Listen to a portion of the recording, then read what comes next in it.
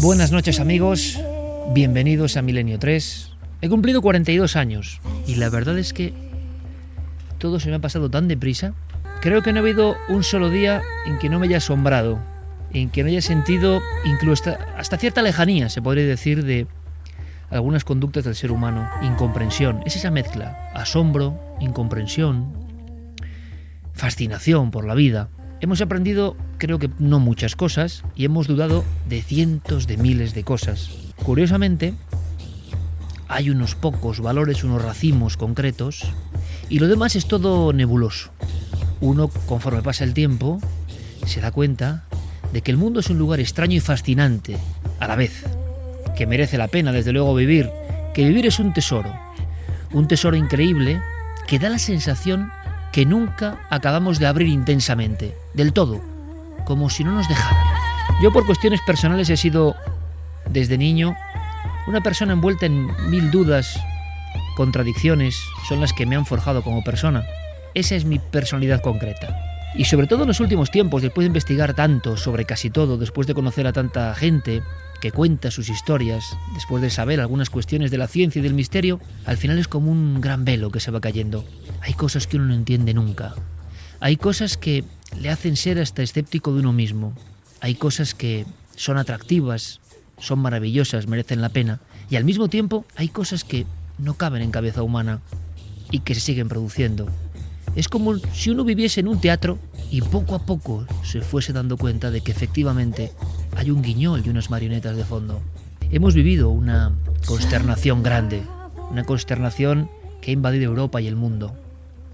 Es uno de esos momentos en esta frontera de los 42 años y de la supuesta madurez y de contemplar desde la ventana de la vida todo lo que ha ido pasando, intentando quedarnos con lo mejor y aprender constantemente. Y seguir vagando en nuestro proceso heroico, porque así consideramos la vida, una prueba constante, con esfuerzo, con éxitos, con fracasos y sobre todo con aprendizaje. Y sin embargo uno se queda atónito. Amigos, yo a veces no entiendo nada. He dejado de entender muchas conductas, creencias y cuestiones que veo que a veces son populares. En esta vieja Europa demagógica, en esta vieja Europa abotargada, pasan cosas increíbles. Han pasado en los últimos días cosas increíbles. Luego están las palabras huecas, luego están las demostraciones simbólicas que no significan nada o muy poco. Y pocas personas dicen lo que piensan. Estamos en una especie de mundo donde casi nadie quiere quedar significado, donde decir lo que de verdad uno piensa y le sale del corazón puede ser hasta multado. Multado no económicamente, sino por los demás. No se puede salir uno del redil. No puede decir lo que de verdad cree sobre la barbarie. Es mejor casi, ver lo que dicen los demás. El mundo global es lo que tiene. Como os digo, tengo 42 años y solo sé que la vida es sagrada y que todos deberíamos proteger la vida a cualquier circunstancia, ante cualquier perspectiva. Y uno, alzando casi la ceja con sospecha, se da cuenta de cómo esas mismas palabras vacías, esa burocracia, esa demagogia o ese fanatismo no consideran la vida como lo más alto de la cúspide. Hay otras cosas, y eso sí que da miedo. Me sigue diciendo gente por la calle: ¿qué miedo tantos temas? Y digo, no, tú abre la ventana y mira la realidad, porque ahí está el terror con sus múltiples formas, no en mi programa. En mi programa lo único que hemos pretendido en los últimos 13 años es intentar comprender el asombro, la fascinación y la perplejidad que nos da la vida. Y que nos da cada cerebro humano, cada persona. Un mundo increíble, incomprensible y por supuesto muchas veces lleno de luces y de sombras. Hemos sido durante todo este tiempo aprendices de la vida. No es mala profesión, aprendiz de la vida. Ahora toda Europa se llena de protestas, pero al mismo tiempo de demagogia tan barata que yo no la voy a ni comentar. Nadie hace nada, o casi nadie hace nada, ante problemas gravísimos que nos acechan. Y quien dice algo, cuidado que lo señalan. No se baje usted de la políticamente correcta historia del buenismo, porque todos queremos ser muy buenos, pero hay momentos en que no se puede ser bueno, cuando peligra tu propio mundo y lo que hemos logrado entre todos.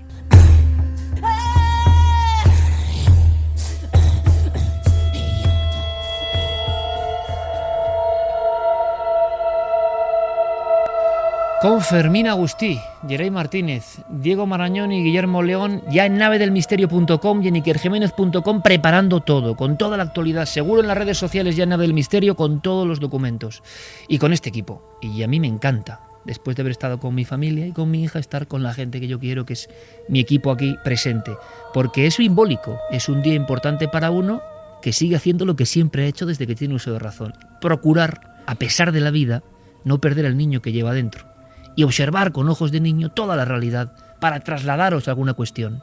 ¿Por qué hacemos esto? Pues todavía tampoco lo sé. Repito, 42 años ya es bastante y tampoco lo sé. Pero me encanta hacerlo. Carmen, buenas noches. Buenas madrugadas, Iker. Me habéis provocado entre todos un viaje de verdad a los recuerdos, a las historias, al aprendizaje, a observar todo, y a ti y a mí nos pasaba algo ayer, ¿verdad? Viendo un reportaje precisamente de los años de plomo, de decir, parece todo una ficción, y hemos vivido en mitad de esa ficción. Javier, compañero, buenas noches.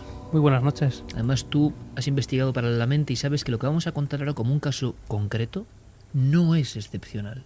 Y te has quedado sobrecogido. Seguimos investigando y queremos mantenerlo en cierta confidencialidad, pero simplemente para vuestra información, porque sois parte de este equipo de investigación, todos los oyentes, de todos los países del mundo, que hemos metido un poco el dedo en la llaga de muchos casos tan dramáticos en España y nos hemos dado cuenta de que, cuidado, que pasan cosas, sueños premonitorios, visiones, elementos que muchas veces no se cuentan porque no tienen nada que ver con el acontecimiento, pero con el tiempo transcurrido, algunos testigos, y hay que agradecerlo mucho, lo cuentan.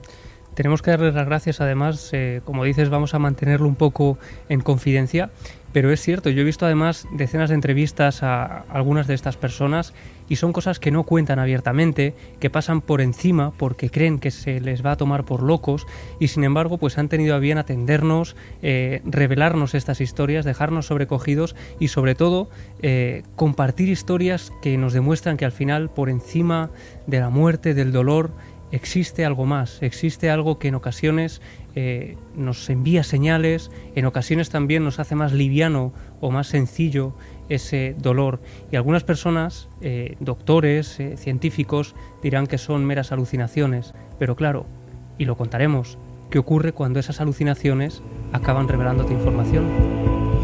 Os aseguro que este programa es muy especial, y os pido por favor la máxima atención para lo que viene a continuación. Lo primero es un documento sonoro que nos enviaba Diego Marañón, nuestro compañero, y que, fijaos, a mí, estando solo en el pequeño estudio donde yo voy preparando las músicas y las cuestiones, y con Fermín sacamos los elementos, los cortes, es decir, la precocina para que luego vosotros tengáis toda la información, he tenido otro flash, ¿no? La portada de ABC de ese 18 de octubre del 91, por cierto, ese día yo iba a la facultad y no pasaba lejos de allí, es decir, uno siente, ¿no?, que no permanece ajeno a ese mundo, aunque ahora lo vea casi como una ficción increíble, y pasaba por la fuerza de algunas ideas, cómo se posan y cómo generan la barbarie, la barbaridad, ¿no? Bueno, pues fijaos, ha habido otro documento sonoro, era la información que se daba en Informe Semanal, compañeros del programa más veterano de la historia de la televisión.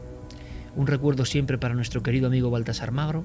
Yo recuerdo una ocasión en que Baltasar Magro, en un acto, estaba él y sonaba la música de Informe Semanal. Ahora con Clara yo escuchaba la música de Informe Semanal y me ha dado, espero que os ocurra, amigos oyentes, una coz en el pecho, porque en este ambiente, con estas fotografías, y eso ha sido un traslado en el tiempo, por desgracia, se informaba de esto casi cotidianamente. Vamos a ver el resultado sonoro de eso. Ha sido un viaje en el tiempo, esa sintonía tremenda. Muy buenas tardes. Toda España ha quedado traumatizada por los terribles atentados de esta mañana. Mi madre me dejaba a mí en el colegio, luego iba a la comisaría y mi hermana se iba un rato antes. Le dije a mi madre, mamá, ¿y si nos han puesto una bomba a nosotras también? Y mi madre dijo, anda, hija, que eso solo se lo ponen a la gente importante y ni tú ni yo somos importantes. Buenas noches de nuevo y empezamos el programa. Irene Villa, esa niña de 13 años que fue víctima de un atentado terrorista en el mes de octubre pasado, ha vuelto a andar. 9 meses después ha dado un paso muy importante en su rehabilitación. Esta es la sintonía, el viaje en el tiempo. ¿Cuántas veces de niños y no tan niños vivimos la historia a través de estas coordenadas sonoras? Que son de otra cadena, pero me da igual. Era la televisión que había. Y esta música nos traía muchas veces, hay que decirlo, imágenes de impacto, el horror, la vida. Contar la vida. Y ocurría a través de esto. Y esto mezclado con estas voces de esa niña que, como en una nueva vida, simbólicamente o no, casualidad o no, a los 9 meses, vuelve a la vida. Es un renacimiento. Porque las imágenes en blanco y negro que yo he estado observando, Irene no tiene piernas, es un tronco humano, la sangre brota a litros, la dan por muerta. En las manos también faltan los dedos. Tiene los ojos cerrados como en un sueño. El coche es una especie de piña desmadejada de hierros. Es un humilde 127. La madre ponía pasaportes y DNIs. Y la niña de 13 años, que le gustaba patinar, bailar, en una casa muy humilde, que se describe en las noticias y en los periódicos, con la vida truncada, pero no murió. Nos cuenta su historia. Clara Tauces tenía contacto con ella. Clara, buenas noches. Buenas noches, Iker. Quiero felicitarte personalmente por este trabajo, porque Gracias. de verdad es emocionante, es emotivo, es importante en un momento como este, porque el horror, la barbarie, el matar a alguien por sus ideas, y me da igual las ideas, unas que otras, me da igual, es un sinsentido tan grande que nos va a emocionar, yo creo, y nos va a provocar una introspección, un viaje a nosotros mismos, una reflexión, porque a veces se dicen consignas y cosas y no se piensa en lo que se dice. Cara a cara tú has estado de nuevo con ella, estaremos en ocasiones con ella, evidentemente, porque primero es un ejemplo de superación como pocos yo recuerdo. Y ahora viendo las fotografías, viendo la verdad un poco que estaba desdibujado en mi mente, claro, han pasado 23 años. Ahora me he dado cuenta del milagro de la vuelta a la vida y toda una serie de símbolos que quiero que compartáis con nosotros. El ejemplo, y ella da conferencias sobre esto, es de superación. En efecto, ella, desde que tuvo el atentado, como de una manera dramática, la vida le cambió. Ella ese giro lo utilizó en positivo y lo que ha hecho es dedicarse a ayudar a todas las personas que tienen algún tipo de barrera que les impide seguir adelante. Ella me decía que este año ha hecho como más de 60 viajes para dar estas charlas y aparte de eso ella es licenciada en Comunicación Audiovisual, Humanidades y Psicología. Forma parte del equipo de esquí alpino adaptado de la Fundación también, con el que ha ganado varias medallas y es autora de varios libros. Uno de ellos, Saber que se puede, el primero, es donde ella relata todo lo anterior, lo que antecede al atentado y cómo posteriormente encaja este golpe de la vida, ¿no? Después tiene otro libro que es Nunca es demasiado tarde, princesa, donde de manera novelada ella cuenta varias historias de superación. Y bueno, hace un par de días acaba de salir un nuevo libro que se llama El libro abrazo, que es un libro que realmente es una especie de diario para que nosotros llevemos ese diario con unas consignas para ayudarnos a sacar las partes buenas que tenemos, a potenciarlas y a intentar disminuir aquellas partes que son en las que fallamos, ¿no? Claro, a mí recuperar esta fotografía, por eso me refiero constantemente a ella, me ha impresionado tanto.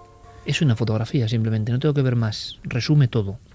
La soledad, resume que Irene en este momento, que estuvo en coma evidentemente, está en un mundo batallando donde nadie puede ayudarla. Está sin piernas, está tumbada en el asfalto, nadie daría un duro por su vida en ese momento, pero además arrebatada en el momento en que empieza a vivir de verdad, de una forma, con un conflicto en el que ya no tiene nada que ver, con una historia en la que ya no tiene nada que ver. Le podía pasar quizá a cualquiera, le pasó muchas veces a cualquiera. El asunto es, ella es un ejemplo de superación increíble, pero ella vivió varias cosas que ahora tienen cierto significado. La primera es brutal. Es un sueño. Sí, ella tardó bastante tiempo en contar este sueño, no habló de ello en principio. Ella me decía, la primera vez que la entrevisté, yo le pregunté, ¿por qué no has hablado de esto? Y me decía que bueno, como esas cosas malas, ¿no? Que uno piensa que si no se habla de ellas, pues dejan de existir o no se cumplen. Ella prefirió omitirlo, no hizo caso, pero la verdad es que en torno a un mes antes y unos días antes del atentado, ella tuvo una serie de sueños, unos sueños bastante concretos, bastante complejos y bastante aterradores. Claro, ella no pensaba que esos sueños pudieran tener una continuidad en la vida real, pero ella misma nos lo va a contar. Aluciné cuando pasó todo, porque es verdad que con 12 años no me gustaban las películas de miedo, era una niña pues súper alegre, feliz, con las cosas que me pasaban eran todas buenas, lo único así irregular, pues mis padres se divorciaron cuando yo tenía 5 años, pero que no tenía una vida, no sé, dramática, al revés, era toda alegría y de pronto unos pocos meses o días antes del atentado, soñaba que unos hombres de negro no tenían cara, no tenían, eran siluetas, nos perseguían precisamente a mi madre y a mí, y recuerdo perfectamente una mesa y una sierra eléctrica, como que nos querían hacer trozos. Y la verdad que esto era completamente impensable, que no sabías de dónde venía y bueno, yo no le hice ni caso, la verdad, esa pesadilla, pero no fue una noche, fueron varias. Y cuando de pronto nos ocurre y además aparecemos sin partes del cuerpo, dije, madre mía, qué premonición, ¿no? La verdad que me dio hasta miedo. Tiene la lucidez Irene Villa para contarlo con esa fuerza. Vais a verlo y vais a vivirlo, amigos, porque es un símbolo, ¿no?, de la barbarie y de lo que hemos vivido en España. Parece increíble ver esa fotografía de la niña sin piernas como dormida en un sueño ya en el más allá y saber que ha hecho todo lo que ha hecho, ¿no? Que por fortuna el trasfondo de esta historia es de superación heroica realmente. Ella, ese sueño que se repite varios días, que nunca había tenido antes, una especie de siluetas como encapuchadas, como sin cara, y la sensación de que le quitan partes del cuerpo, y que nunca había tenido antes ni era aficionada a películas de terror ni demás. Era una niña y no sospechaban que les podía pasar eso. Esa es la cuestión que también te narra, ¿no? Sí. Clara, que ella es en su mundo, en un mundo además que económicamente podemos trazar clarísimamente, fijaos, ¿no? Que potencias económicas, ¿no? Una barriada tan humilde como cualquiera otra en Aluche, un 127, el padre taxista, la madre pone pasaportes, ¿no? ¿Cómo van a pensar que ellas eran víctimas? Por tanto, el sueño no le hizo caso, que es lo que te decía. Claro, es que a priori no eran objetivos del terrorismo. No puede decirse que hay otros casos en los que, bueno, pues son, desgraciadamente, los militares, por ejemplo, eran mucho más objetivos. Que pueden vivir con esa presión que se puede trasladar a los sueños, ¿no? Que es la Exacto, explicación. de tener que mirar debajo del coche a ver si te han puesto una bomba, y eso va pasando factura, eso se queda, por supuesto, en el inconsciente, se vive con ello y desde luego que pueden aflorar pesadillas, eso está claro, ¿no? Pero no era este el caso. Y por eso ella no pensó en ningún momento que pudieran cumplirse, ni lo asoció para nada con una amenaza de tipo terrorista. Yo no lo relacioné jamás con que me podía pasar nada, porque ya te digo, yo tampoco sabía quién eran los terroristas, no sabía lo que hacían, o sea, no miraba debajo del coche, a lo mejor, como los hijos de militares, ¿no?, o de guardias civiles. Nosotras vivíamos ajenas a ese mundo, pero sin embargo esos sueños pues me trajeron una realidad que luego se cumplió, la verdad que terrorífica. La verdad, sinceramente, y luego opinaremos, no sé qué significa esto, que tú tengas unos sueños premonitorios, porque tampoco te puede salvar de lo que va a ocurrir. Es como si el cerebro se adelantase, como si unos símbolos se adelantasen. Deberíamos saber más de por qué pasa eso y pasa tantas veces. Otras veces no ocurre, evidentemente no ocurre. Ella, por tanto, no hace caso a esas pesadillas, clarísimas, simbólicas, porque no es lo mismo, Clara, pensar incluso en una explosión, a que unos encapuchados te troceen y que luego, precisamente, las fotografías e imágenes que dan la vuelta al mundo, lo que tuvo de casi de clic social este atentado en concreto, como ha habido otros. Por desgracia, no todos los atentados se miraban igual. No es una muerte, es que la van a trocear. Y es lo que le pasa a ella y a su madre. Hay más familia, hay hermana, hay padre. No, solo ellas dos.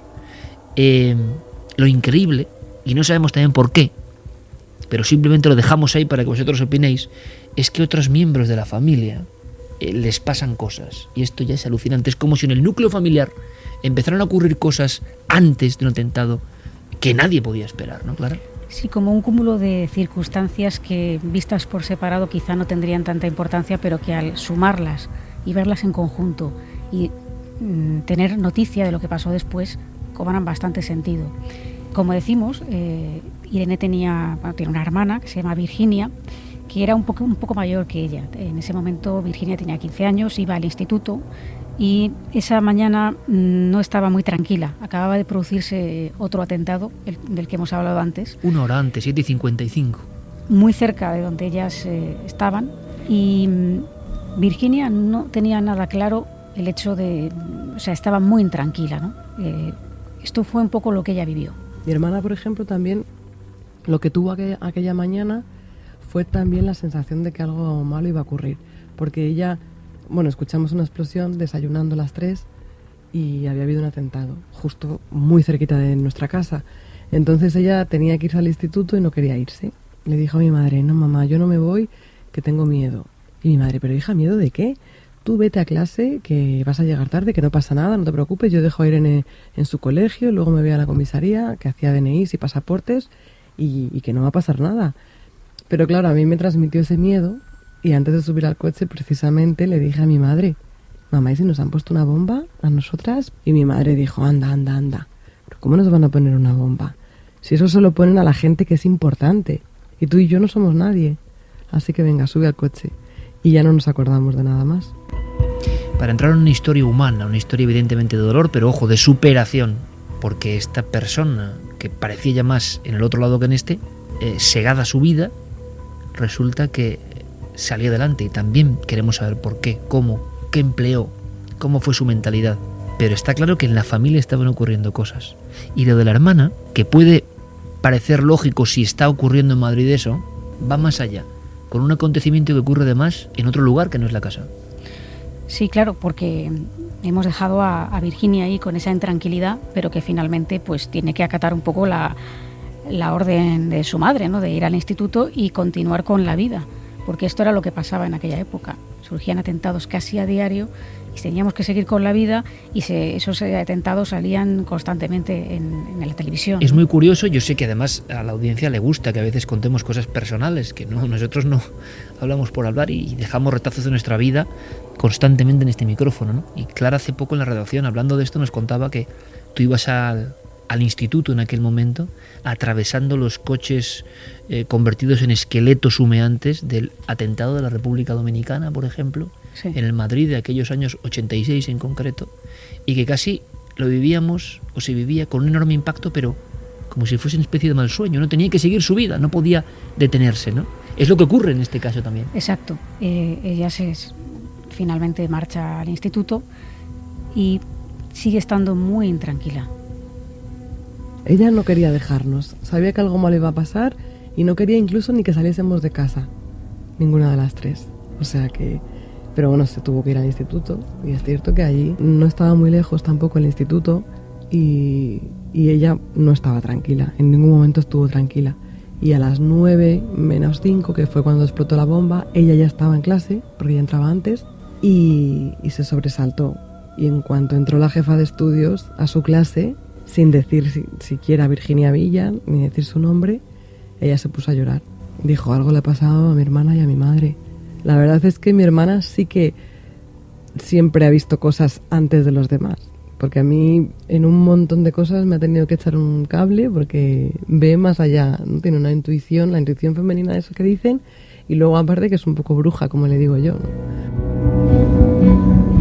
Y en ese momento, mientras la hermana estaba teniendo esa especie de angustia y que tiene la conciencia clara de que a su madre y a su otra hermana le está pasando algo, es como si confluyeran ciertas cosas. Repito, este fenómeno no es único, sino que ocurre en varios casos, algunos muy conocidos, de atentados terroristas, y precisamente no de personas que tenían que tener la presión permanente, ¿no? Que se intuye, por ejemplo, pues en miembros de la Fuerza de Seguridad del Estado, que en el fondo estaban ahí, pues con eso casi cotidianamente, ¿no?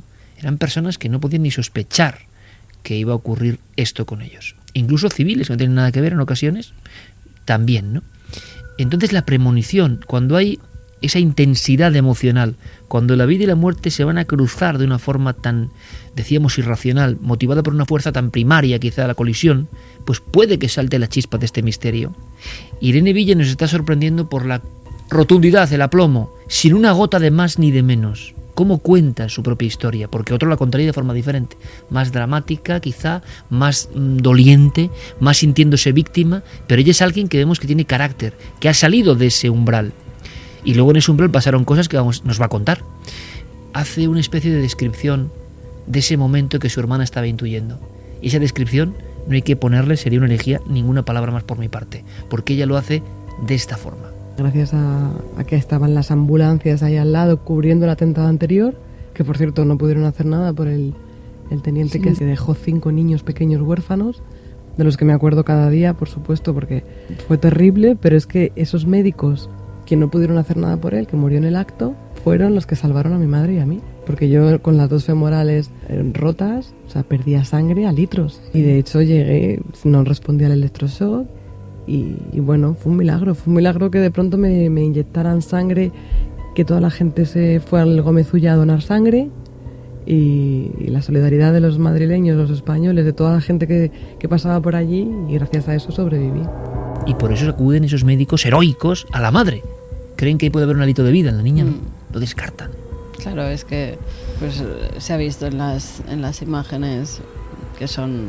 Hoy en día yo creo que esas imágenes no se publicarían porque son tremendas, son terribles. Pero sí, ella se encuentra en tan mala situación que incluso lo ha contado en otras ocasiones, en otras entrevistas, que a ella la dan por muerta y por eso acuden a atender a la madre, ¿no? Que además estaba buscando a su hija. Si recordáis esas imágenes, que a mí no se me han podido olvidar nunca. Yo creo que, aun siendo bastante pequeños, se nos quedaban, ¿no?, en la retina esas imágenes tan terribles. Y sí, eso es algo que está recordando mucha gente. ¿Qué está pasando? Bueno, no, cuéntanos ahora qué está ocurriendo, cómo es el recuerdo ante las palabras de Irene, lo que está contando con esa fuerza. Pero está claro, Santi y Javi, Clara, que ahí estaba ocurriendo algo, que quizá ocurre siempre y no nos damos cuenta, que quizá siempre hay una señal que no percibimos porque no estamos abiertos a ella, porque no queremos verlo, y porque imagino además que verlo es muy peligroso, y tampoco queremos decir aquí que el que sueña con algo malo le va a pasar algo malo, ¿no? Tú que eres una experta en sueños, Clara, el sueño concreto de Irene, ¿cómo lo analizarías? No es un sueño muy normal, ¿no? Para mí es una premonición, no tiene otra explicación. Podría ser una coincidencia, pero vamos, me parece una coincidencia tan coincidente, valga la expresión, que para mí es una premonición. Santi, Javi, que luego el resto de miembros de la familia, algunos, estén en esa especie de campana de irrealidad, les pasen cosas, es otra de las facetas del misterio, ¿no? Bueno, en este mismo estudio de radio lo hemos podido comprobar hace tiempo. Científicos que están haciendo probablemente la mejor neurociencia del planeta están en posición de demostrar que el cerebro humano tiene la capacidad para adelantarse a los acontecimientos. ¿Y qué mejor momento para que esa capacidad salga espontáneamente a flote que un momento que va a definir por completo el resto de las vidas de esa familia? Algunos con mayor sensibilidad, otros con menor. No sabemos quién sabe, si la madre tuvo un sueño parecido y sencillamente no lo recordó. Pero desde luego sí sabemos por sus propias palabras que Irene lo tuvo. Sí sabemos que como decenas de madres, decenas de hermanas, decenas de padres, la hermana Virginia tuvo ese presentimiento en un momento fatal.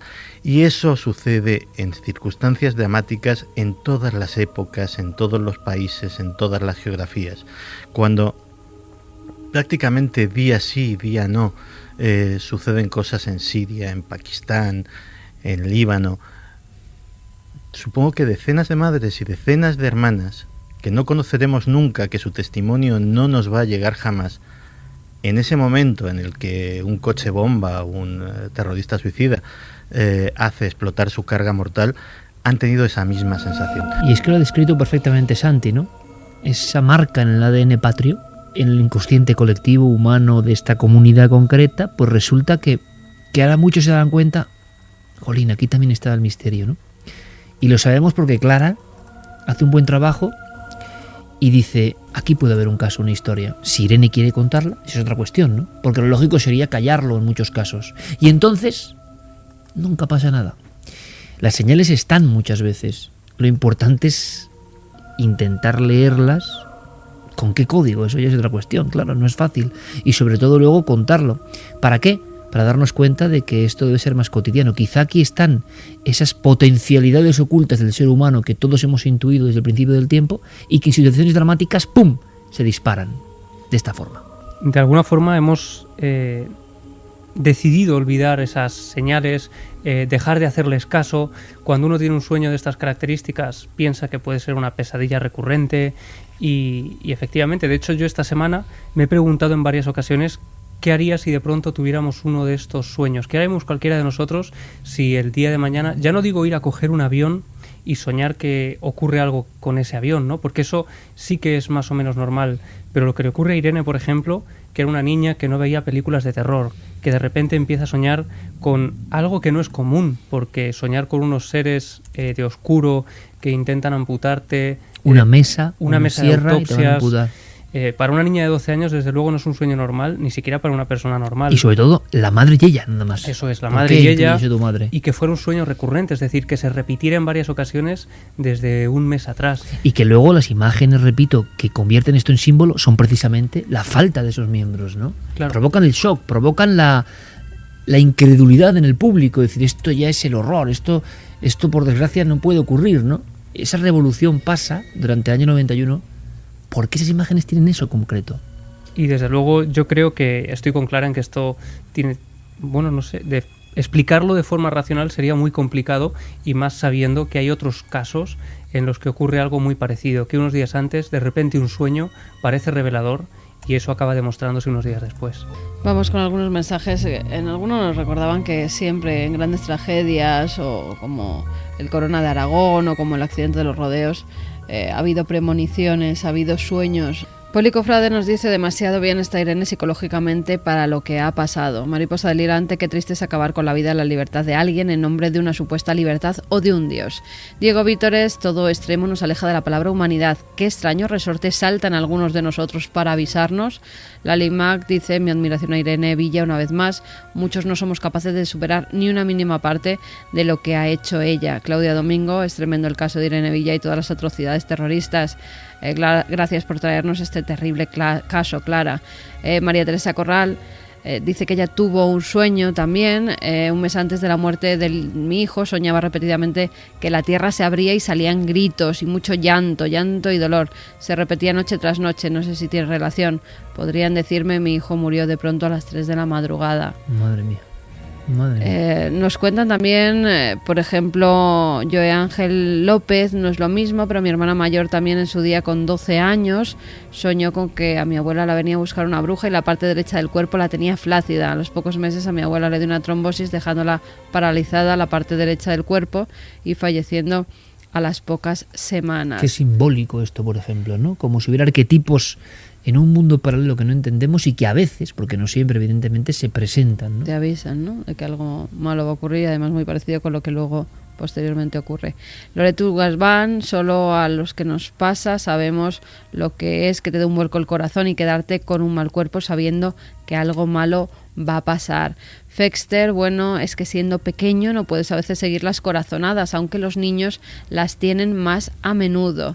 José dice que aún recuerda esa mañana como si hubiese sido esta mañana y que la ha transportado a esa mañana mientras nos preparábamos para ir al cole. Urickson: yo recuerdo perfectamente las imágenes viendo las noticias, difíciles de olvidar. Laura Fernández: solo quisiera que si tengo hijos tuvieran que tirar de hemeroteca para saber lo que es un atentado terrorista. En el ojo hay un mapa, bueno, ni lo sabemos ni nos enseñan. En la mano hay un mapa. Se ha frivolizado tanto que esto queda como una guía para epatar a las amiguitas y a los amiguitos y es una tontería. Bueno, pues de quirología también podríamos hablar en esta historia, ¿no? De quirología callejera. Sí, porque poco antes de producirse el atentado, Irene estaba un día en el Retiro con su padre y, bueno, pues se le acercó una de esas gitanas que hay por el Retiro que te quieren leer la mano, ¿no? Y a ella le dijo que iba a cruzar el charco. Claro, en ese momento su padre sonrió y de manera irónica dijo: como no sea nado. Claro, dejando muy claro la situación económica que tenía, ¿no? Exacto. Como hemos ya explicado un poco, las condiciones económicas de la familia no era para que un viaje de esas características se diera. Y bueno, pues cuando ella se recuperó de las heridas, y ya pues, digamos que tenía un cierto bienestar para poder viajar, la invitaron a Disney World y también estuvo en Washington cuando fue nominada para el galardón Victoria. Así que en este caso acertó. Pero curiosamente a la madre de Irene también le leyeron la mano. A las dos protagonistas. No la misma persona, otra persona. Y otro día. Otro día diferente, poco antes del atentado, y esto fue lo que ocurrió. Sí, le leyeron la mano y lo que pasa que no quiso seguir leyendo, porque esta persona al principio vio que muy bien, porque dejaba de trabajar, que era lo que ella quería, porque era bueno, pues como muchas, ¿no? Ella hacía muchas horas extras pues para poder sacarnos adelante a mi madre, a mi hermana y a mí. Estaba todo el día en la comisaría. Entonces decía: vas a dejar de trabajar. Y mi madre: ay, qué bien, qué alegría, pero de verdad. Pero eso es que me va a tocar la lotería, porque vamos, si no, ¿cómo voy a dejar yo de trabajar? Y entonces decía: no es por algo bueno, así que no quiero seguir leyendo. Es algo muy malo, le dijo. Así que déjame, que no quiero seguir viendo. ¿Pero por qué? Pero por favor, míramelo, léemelo. Y no quiso. Así que se quedó con la intriga mi madre, pero es cierto que dejó de trabajar, claro, le dieron la invalidez. ¿Dónde empieza lo anecdótico? Acaba lo casual, surge el misterio, pero desde luego que alguien te diga leyendo la mano que no va a seguir porque vas a dejar el trabajo por algo malo, madre mía. Puro azar, la madre y la hija, como si estuvieran señaladas por algo, ¿no? Como si pequeños impactos que no son racionales estuvieran avisando de algo que ellas, por supuesto, no podían ni intuir, ¿no?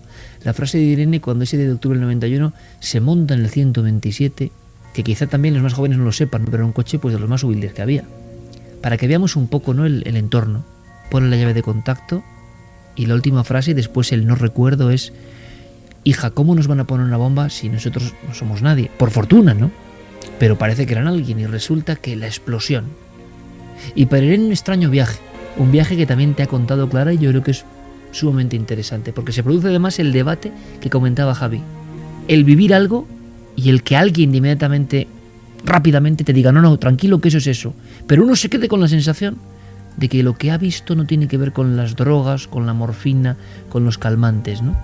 Sí, porque Irene pasó 3 días en coma y durante estos 3 días entre la vida y la muerte, tengamos en cuenta que había perdido mucha sangre, que se temía seriamente por su vida.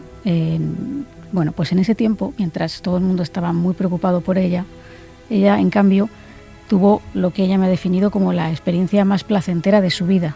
Tuve un estado de paz impresionante, como no he tenido nunca jamás en mi vida. Lo que pasa que un neurólogo luego me quitó la esperanza de que eso era el camino hacia la muerte. Me dice, eso era el efecto también de la morfina que te habían puesto, porque lógicamente si venía completamente desangrada y por los 4 miembros soltando sangre, porque las manos también las tenía dañadas, me faltaban dedos, las 2 piernas. Entonces, claro, para todo ese dolor, los injertos y todo lo que me tuvieron que hacer de reconstrucción entera del cuerpo, me abrieron también la tripa de arriba abajo para ver si tenía algún órgano interno, se había explotado, reventado. Entonces me hicieron de todo y para ello pues me pusieron mucha droga, mucha morfina y bueno, lo que utilizarían en aquel año, en el 91, que no creo que sea igual que ahora, la anestesia. El caso es que, no sé si fue producto de la anestesia o del paso a la muerte, que yo no le tengo ningún miedo porque creo que es algo placentero y maravilloso el morirse, pero yo estaba en la gloria. 2:27, vaya frases más personales, ¿no? De una persona que ha estado en el umbral, porque ella llega a ver cosas. Sí, ella estaba tan a gusto que no quería volver y pese a que escuchaba la voz de su padre, ella no quería regresar. Mi padre sentía que me llamaba y yo no quería ir. Como que él estaba en el lado de la vida de despiértate, tal, y yo que no, que yo me quedo aquí. Y la verdad que bueno, al final fue como un despertar, pero que yo estaba mejor en el otro mundo. Por eso no tengo miedo a la muerte, nada, jamás.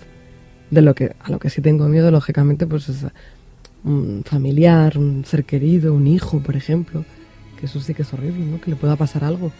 Pero yo al momento en que me muera, o cuando alguien se muere, no siento pena por esa persona. Creo que esa persona descansa.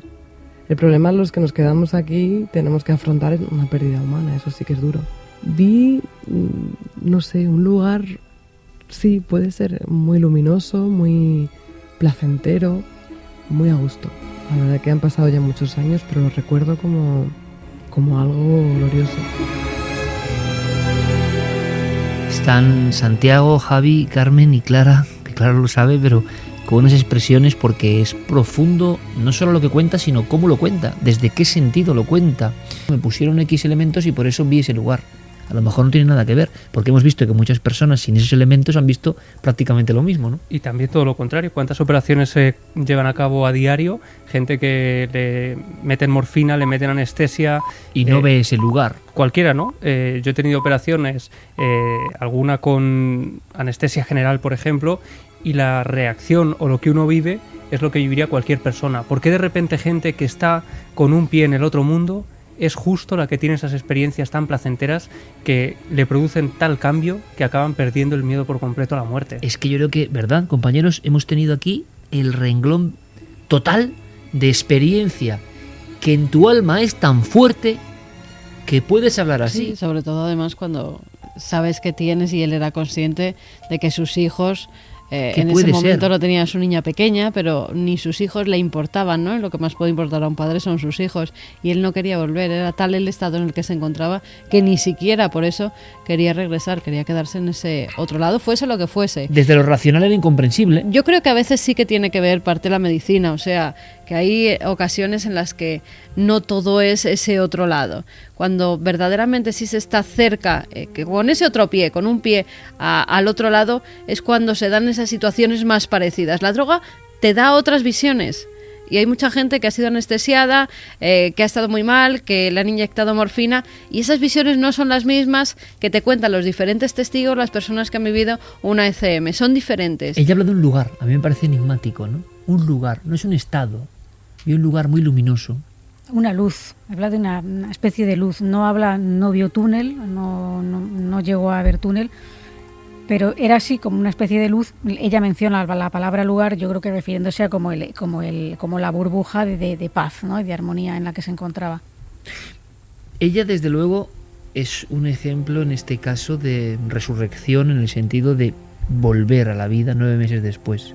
También aquí hay una enseñanza, como decía Santiago, es alentador lo que estamos oyendo. En mitad de la barbarie no nos quedamos con la barbarie, con la sangre, con la desesperanza, con el dolor, ¿no?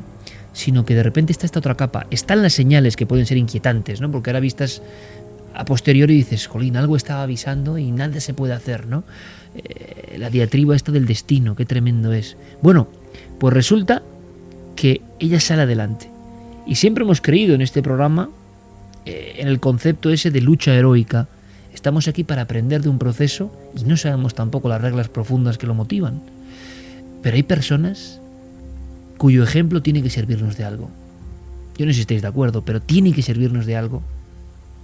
Y a mí esa foto me lo pone claro, ¿no? Has estado allí, en el otro lado, en lo más sórdido que uno puede imaginar, en la mayor desprotección, sola, absolutamente imposible de que nadie te ayude, excepto algo que anda por ahí, no lo sabemos. Y de pronto vuelves a la vida y encima vuelves con una lección. Esto ya no es solo la experiencia, sino que esa lección está integrada en tu vida, y no es contarla porque eres un escritor o un periodista como nosotros, no, sino porque has estado en ese umbral y te has visto con eso. Ella nos lo contaba con esta crudeza. En ese momento tú te preguntas 1000 cosas, ¿y por qué me ha pasado esto? ¿Yo qué tengo que ver con un problema o político o terrorista o lo que sea? Y claro, ¿qué hago yo en el medio de todo esto? Pero luego, cuando pasa el tiempo y decides afrontarlo y sales fortalecido de ello, dices, pues mira, tenía que pasar pues para descubrir otra Irene, una Irene mucho más fuerte, y sin embargo pues esto me hizo fuerte. Entonces yo pienso que las cosas hay que sacar lo mejor que te puedan ofrecerte, y en este caso pues me dio una fortaleza que a lo mejor no habría tenido si no tengo que asumir esta realidad.